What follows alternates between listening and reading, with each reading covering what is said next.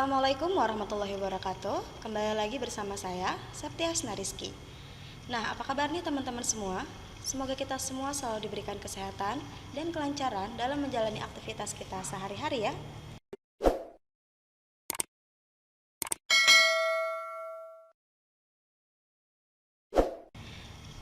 Nah, pada kesempatan kali ini kita akan membahas mengenai aplikasi pengolah angka atau spreadsheet dalam laporan bisnis ya.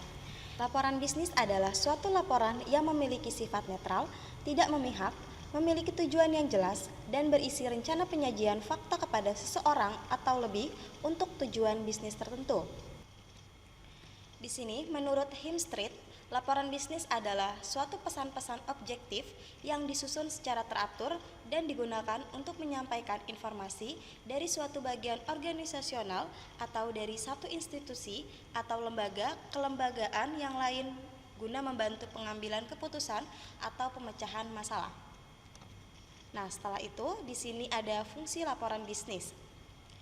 Jadi, pada umumnya, penulisan laporan bisnis digunakan untuk memenuhi berbagai keperluan, antara lain: yang pertama, untuk memonitor dan mengendalikan operasional perusahaan; yang kedua, untuk membantu mengimplementasikan kebijakan-kebijakan dan prosedur-prosedur yang telah ditetapkan oleh perusahaan; yang ketiga, untuk memenuhi persyaratan-persyaratan hukum dan peraturan-peraturan yang berlaku bagi perusahaan; yang keempat, untuk mendokumentasikan prestasi kerja yang diperlukan baik bagi keperluan internal maupun eksternal; yang kelima, untuk menganalisis informasi dan memberikan bimbingan bagi pengambilan keputusan-keputusan atas masalah tertentu; dan yang terakhir, untuk memperoleh sumber pendanaan atau membuka bisnis baru.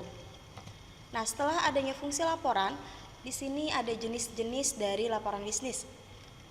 Setiap perusahaan satu dengan perusahaan yang lainnya tentunya memiliki jenis laporan bisnis yang beragam atau yang berbeda di antara masing-masing perusahaan. Hal ini dikarenakan laporan bisnis hanya berupa laporan sederhana yang dapat disesuaikan dengan kebutuhan masing-masing perusahaan. Laporan bisnis juga bisa dibuat oleh masing-masing bagian dalam perusahaan, yang diantaranya: yang pertama, laporan penjualan dibuat oleh bagian penjualan; yang kedua, laporan pembelian dibuat oleh bagian pembelian; yang ketiga, laporan penerimaan dan pengeluaran kas dibuat oleh bagian kasir atau bendahara; yang keempat, laporan gaji karyawan dibuat oleh bagian personalia; yang kelima, laporan persediaan barang dagang dibuat oleh bagian gudang, dan masih banyak lagi laporan lainnya. Oke, setelah itu di sini ada latihan soal. Jadi untuk teman-teman bisa mengembangkan pengetahuan dan wawasan teman-teman semua ya. Di sini yang pertama, jelaskan pengertian laporan bisnis. Yang kedua, sebutkan jenis laporan bisnis yang biasa dipakai pada kegiatan usaha. Yang ketiga, sebutkan unsur-unsur data bisnis yang ada pada laporan penjualan. Yang keempat, sebutkan unsur-unsur data bisnis yang ada pada laporan pembelian. Dan yang terakhir, yang kelima, sebutkan unsur-unsur data bisnis yang ada pada laporan penerimaan dan pengeluaran kas.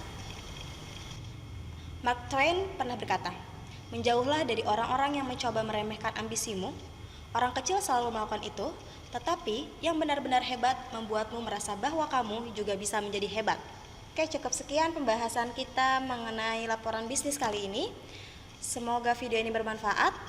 Jangan lupa untuk teman-teman like, share, and subscribe ya. Kita ketemu lagi di video selanjutnya. Sampai jumpa. Wassalamualaikum warahmatullahi wabarakatuh.